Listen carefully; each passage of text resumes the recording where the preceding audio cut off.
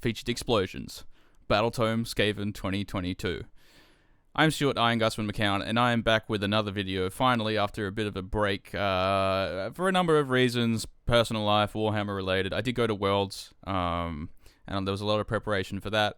And then, the new General's Handbook was coming out, so I didn't really want to make a video that would become immediately irrelevant. So I decided to put those on the back burner for a while. But just to tide you over before the next video, I have a very special video today, which is about one of the greatest Battletomes I have read in a very long time, which is Skaven 2022, okay? Now, why have I called this video Featured Explosions? Well, this book definitely has a whole host of incredible combos, very like Michael Bay-esque rules writing. I'm totally into it. And the goal for today is, I'm not going to go into any like specific lists or, talk about the Skaven's position in the meta or anything like that. That'll be when the Dust Settles episode to come later once I've played like a significant amount of games. Really what we're doing today is going through some highlights of some of the rules. And what's going to happen is I'm going to introduce some rules, and you'll see it sort of like piece together how all these different moving parts fit into the book, because it's very much like a puzzly kind of book. Like you got to put the puzzle pieces together and try and make a sort of army. It's definitely not like the books we've seen lately, like Nighthaunt, where there's these huge page of allegiance abilities, and so because of that, the war scrolls are a little bit samey. Skaven is the total opposite of that, right? There's just like barely any allegiance abilities, and then there's just like this war scroll puzzle fitting sort of game that you got to do. So that's what we're going to do today. We're going to do some we're just going to get the puzzle pieces out and look at them, and then I want you guys to, after the video, go and write your own lists and tweet them at me and tell me how you're going with this, because it's a work in progress for me as well. Okay, so the first thing we have to start with is I guess one of the most significant, if there are allegiance abilities, this is an allegiance ability in the book, right? Okay, and that is the Master Schemings, okay? And what does this do? Well, the requirement for it is we have to have 3 Master Clan units in our starting army, okay? Now, the good thing about this is even if they die during the course of the battle, you can still use this, which is awesome. So, even if you have just 3 little Greyseers, which are one of the Master Clan units available, the others are Screech, Vermin King, the Warpseer, which counts as 2 for this rule, and Thunkwall, okay? Those are the 4 we have available. The Warpnor Vermin Lord is also one, but I don't know what's going on with that Forge World model, and if it's going to be in, and if the rules are going to change, I don't know. That's probably quite good right now, because it's cheap, but as it stands right now, these are the 4 that are concretely available to us. Okay, and what does this rule do? Well, it gives you 3 abilities, and they're all kind of in the same sort of idea, which is when you make some sort of move with a Skaven unit. If it's the first unit in that phase, you can use that move as a substitute for the rest of the Skaven models in your army for the rest of that phase, okay? Now, it does have the Skaven keyword here, so you can't ally in an incarnate and do this, okay? Let's get that out the way. Don't do that. I would love if you could do that. In a sort of perverse sort of way, but yeah, no, you can't do that, fortunately. They've seen that to be an issue and keyworded him out of that. Okay, so first one is the first unit that runs, you can use that run roll for the rest of the phase. Second one is first unit that charges, you can use that charge roll for the rest of the phase. And then third one, the unit that piles in, everyone else can pile in, and then they can still pile in later in the phase, okay? There's a designer's note, which I haven't included here under that last rule to say that you can pile in twice, okay? It's not pile in and attack twice. So the first unit that you go with piles in and attacks. Actually, it just piles in first. That's the way this rule is. So you pile in, and then you pile in with all the other units, and then I'm assuming you fight with that first unit. That seems to be how it works. And you can still pile in with the other units later. Okay. Now, that one seems the strongest to me on paper. The fact that we kind of get an extra thing. Like, the other ones, it's okay, you roll a good run roll, then everyone else can use it. But this one is you kind of get 3 inches extra piling with your whole army, which is awesome, right? So that seems like a really strong one. But then I was looking later in the book, and something else came up. This one here, right? Rogors, Rat Ogres. I've included the better model here because obviously the one that they sell is questionable at best.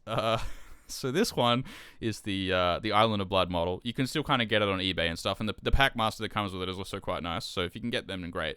Okay, but what this does is the Packmaster has an ability which, at the start of your movement, you pick one Clown's Molder pack unit, which I think includes giant rats, rat swarms, and rat ogres. Okay, those are the 3 you can choose from.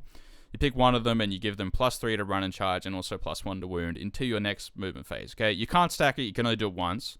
Alright, but you can get +3 to charge. Great, okay, so immediately you see that and you're like, okay, but surely like the Master Clan rule is unmodified charge roll, right? Because if we could just put +3 charge on this guy, then we could be guaranteeing huge charges for our army, right? So let's check the tapes, okay? Let's go back. Alright. Does it say unmodified? No. No, it doesn't. Okay, so there's kind of the combo number 1, right? So you can kind of see here already. Okay, we got 3 Master Clan heroes in our army, so we can use this set of abilities. And if we give a Rat Ogre unit +3 to charge, then we can use that charge roll for the rest of the phase. Okay, awesome. All right, so when would be the ideal circumstance to use this? Well, if you imagine we just popped up 9 inches away through some sort of teleport mechanic, okay? Imagine that. It would be nice if we could guarantee a charge with that, couldn't it? So I'm wondering if there's going to be any teleports in this book, because that would be great synergy, okay? So, I went and had a bit of a look, and, well, here's the first one, okay? A returning favorite is the Norholes. I kind of prefer... I wonder if anyone has, like, a good conversion if they're coming out of, like, some sort of sewer pipe or something. I think that'd be cooler than just, like, generic warp vortexy thing, right? I think that would be cooler than this. But anyway, these are the models that we have available to us. And the idea with this, it's kind of a long rule, but yeah. So once per turn at the end of your movement phase, you pick one Skaven unit wholly within 6. Now, the important part there is it's at the end of the movement phase, which is kind of crazy if you think about it, because it's not like you have to like deploy the game near the Norhole where the unit you want to teleport. You could like run 6 with a command point near the Norhole, and then at the end of the movement phase teleport. So if you've got 3 of these things spread around the board, you often have like the opportunity to like move, run, and teleport like anywhere you want with most units, right? Okay, but the restriction is you have to set it up in another Norhole, so one of these 3 that does not have enemy units within 3 and more than 9 from all enemy units, and wholly within 6 of that Norhole, okay?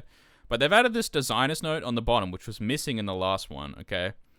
And what this means is you can use this ability once per turn with each Norhole, okay? So what that means is you basically can get a maximum of 3 teleports with these Norholes, and you can go to any other Norholes. So we already have 3 ways to teleport, okay? Like, just from, like, our free faction terrain feature, right? That's awesome, okay?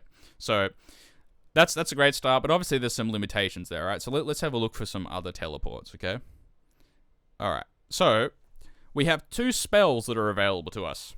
They both end with leap. They're both called Skitter Leap, but one of them is the spell law one, which I guess any Grey Seer kind of dude can get, right? And you pick one Skaven hero with a wounds characteristic of 13 or less, so not Thunkwall, and you remove him from the battlefield and set him up more than 9 from enemy units, okay? And you can't move in the following movement phase. Pretty standard teleport stuff, but it's cast on a 6 and has good range.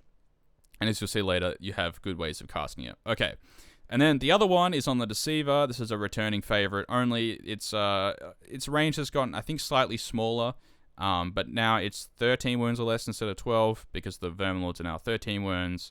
But this one, you set them up more than 6 from enemy units. Okay, so there's an additional 2 ways to teleport. And these ones are not restricted in terms of, you got to go to a Norhole or something, right? So we're up to 5 methods, okay? That's great. Okay, now I put the Purple Sun here with just like a bit of hello because you guys, I'm sure you guys have seen, various videos introducing the new endless spells for this General's Handbook. And this Purple Sun spell is especially crazy because it has a chance to insta-kill an enemy model. So obviously being able to Skitter Leap or Dreaded Skitter Leap in the hero phase and then cast this spell, both the wizards on here, the Grey Seer and the Deceiver, are 2-cast wizards. So you can teleport, you can pop the Purple Sun out, and if you want to, you can go back through the Norhole that you've teleported next to, and then go back to one of the original Norholes in your deployment zone. So that combo's always existed, and people have been using it with the Warp Lightning Vortex, but now we've got this Purple Sun, which not only has the insta-kill chance, but also broadcasts a -1 save aura. So, awesome. We are the perfect army for using Purple Sun, alright? So, there we go. There's 5 ways to teleport so far. What else have we got? Well, in something I still can't really believe that's happened, we have these star-crossed lovers, Thunkwall, and his lovely boat here, okay? I'm not quite sure how the big lad fits on the boat. I'm not sure how the bones don't, like, smash under his weight. But, yeah, these guys are kind of destined to be with each other, okay? So, the new Thunkwall War Scroll, yeah, looks a little bit, I would say a little bit questionable on paper. You read through it the first time and you're like, oh, these abilities are all great, but, like, how's he getting anywhere? Like, he moves 10, but I mean, he's a combat monster. You know, like you can't Skitter Leap him, right? You can't dreaded Skitter Leap or Skitter Leap him because he's got too many wounds. He can't retreat, which is another allegiance ability, instead of fighting because he has too many wounds. Stuff like that, right? Not too many wounds, but he has a mount. But okay, here's this new Luncheon War Scroll, okay? And you know, it looks normal, and I've seen a lot of reviewers kind of skip over this one because it's like, oh, look at this wall of text about teleports. But let's look towards the bottom, all right? So after that wizard has been set up, you know, after you teleport, right, it suffers 1 mortal wound, and then that wizard can make a normal move or run in the following movement phase. Oh boy. Okay, so this moves at the end of the hero phase. So you like cast it as a normal spell, and then it moves at the end of the hero phase, and then you can move in the next movement phase. Okay, right. Now, we have had a long history in Age of Sigmar of this kind of teleporting in the hero phase and then moving sort of phenomenon, okay? Right. Now, never before, I don't think, has it explicitly said that you could move. Okay. So, not only have we made this mistake so many times of making teleports so you can move afterwards, they've decided that this time, I guess to distinguish it from Soulscream Bridge, right, which is the other teleport endless spell, they want to let you move. Now, what's interesting about the history of Lorcon is this already happened once, alright? They already let you move, and then they had to immediately nerf it, okay?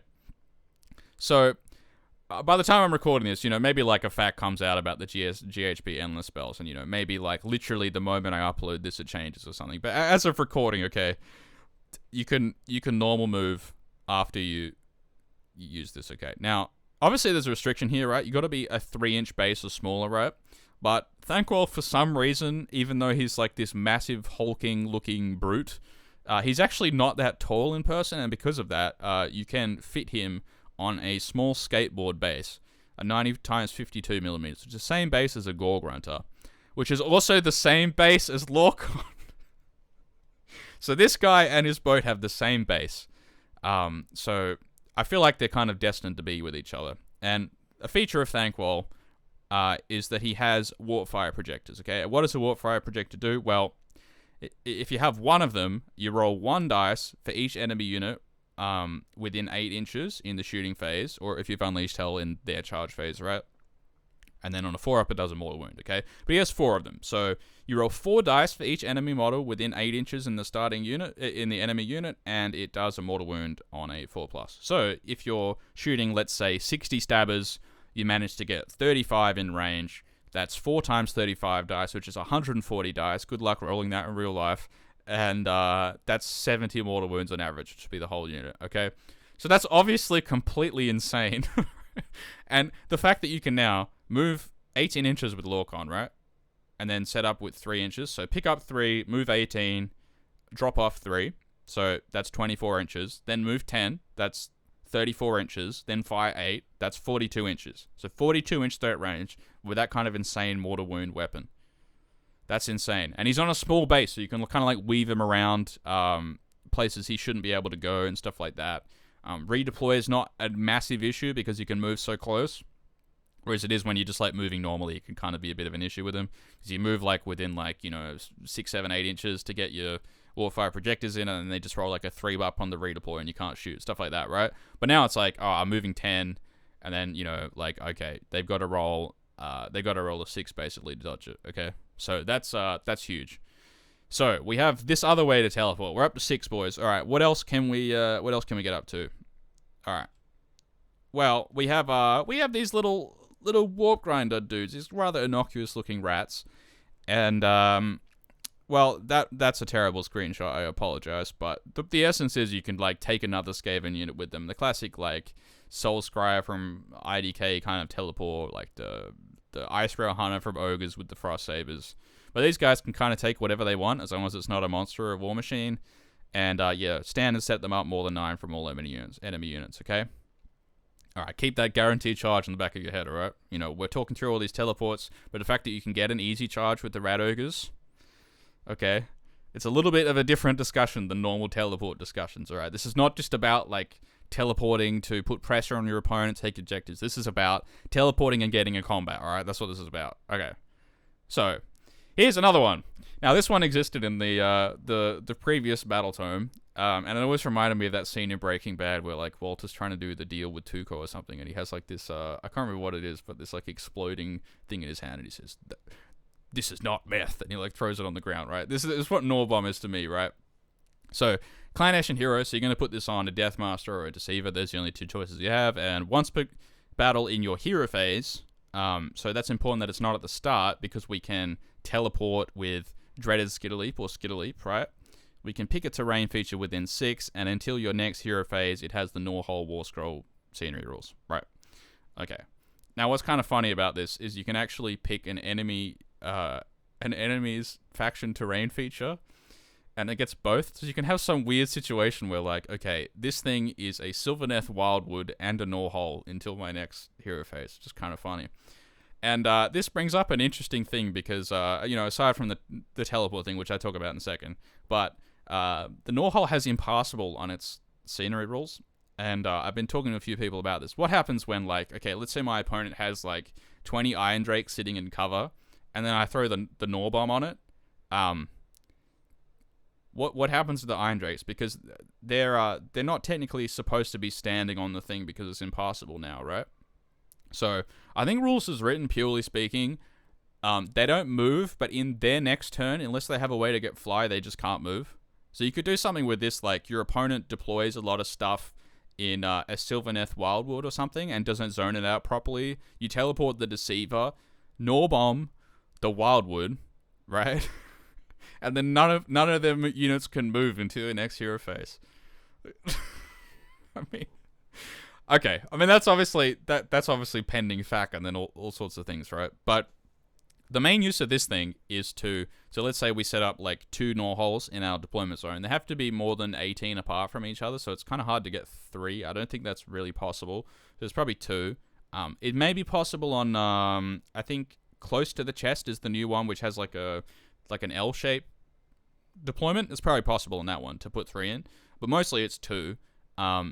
And what this lets you do is kind of like set up a new teleport location, right? So let's say your opponent's maybe gone first, or they've had a pre-game move to zone, or they've just deployed far away from the Norhole, right? So you can't really use it properly. Well, you could teleport the Deceiver and then turn a different terrain feature into a Norhole and then teleport 2 units out of the Norhole and do your normal combo, right?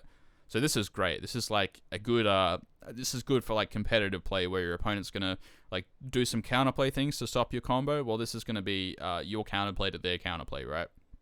Okay, so here's kind of another way to teleport. So many ways to teleport, man. And what would we teleport, I guess, is another question, right? Well, yeah, it's great to have all these teleports and ways to guarantee getting into combat, but like what's going to get into combat, right? Well... there's this unit here. Okay, now I was a little bit sad because, so when the book came out, well, I guess it came out yesterday, right? But in the book it says 90 points, and then in the original GHB print it says 70 points. So I was like, okay, so does that mean it's 70 points? Because these guys for 70 points would be completely insane. You know, putting their terrible models aside from, I said 1983, but I don't know when these guys are from. But man, oh god, these guys slap. Okay, so they have 3 attacks each on their war scroll. So at standard they are 15 attacks each, but on the charge they'll be not 15 attacks, 15 attacks in a unit of 5. But then on the charge they got +1 attacks, so there'll be 4 attacks. Okay, so And they have damage too, and they're 3s and 3s. So it ends up doing about 12 damage, still 4-up save for 90 points, which is insane, right? That's actually, like, completely insane. It's about the same damage as Graveguard. I believe it's actually slightly more, maybe. And Graveguard are 50 points more, and these guys have a wealth of delivery mechanisms that Graveguard don't have. I know Graveguard can res and come back and all that kind of thing, but just in terms of raw damage output here and being able to put that damage where you want it, right? Damage delivery. These guys are massive, okay? Right, now, they can be battle line if you take Pestilence heroes, but they're kind of expensive, and also it makes them Galatian veterans, and they only have a 6-up save, so I would recommend just taking them in units of 10, which requires 1 reinforcement point, but I don't think you're really going to use that much in this army. And the other thing with them is, although they are a 6-up save, they're -1 to wound and melee, and they have 2 wounds each. So actually, for 90 points, they're actually not the worst thing in the world defensively. Their bravery sucks, but I mean that's just something we kind of have to deal with in this army. But their job is to just go and blow one thing up, and then that's it. Like that's fine for them. For like 180 point, like just slap a unit. I think that's fine. Okay, so that's them. Alright, now, we've talked about a range of delivery mechanisms that are sort of reliant on getting magic off, so I think it's important to talk about this point, the magic domination in this book, okay? This is like the most magic dominant book I have seen in a long time, possibly since, I guess Lumineth would be the most recent one, which is as magic dominant as this army. So first of all, Thunkwall, one of our Star-Crossed lovers, has +3 to cast Unbind and Dispel on his War Scroll, which is awesome. But then he also has this Warpstone Tokens ability, which the Gracier also has, which is in your hero phase, once per turn. So every turn, it's not like once per game, okay? You can do a 3d6 casting roll and pick the 2 highest. Now, if it's 13, they do some mortal wounds to themselves. For Gracier, it's D6. Sorry, for Gracier, it's D3, and Thunkwall, it's D6. But if it's a 13, then it's autocast and can't be unbound, which is obviously really strong. But even if you don't get the 13, then with Thunkwall, it's going to be like 3d6, pick the 2 highest, +3. And if you're next to a Norhole, which if you're within 3 of, gives you +1 to cast Dispel and Unbind, and also chanting rolls, okay? Then it would be +4. So it would be 3d6, picks the 2 highest, +4.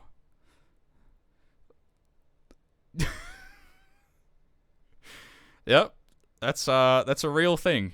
That's kind of crazy because like Croak is worse than that, right? And this guy is also like good in combat, and he has a range of other abilities, including healing D3 in the combat phase, even if he didn't fight, which is amazing, right?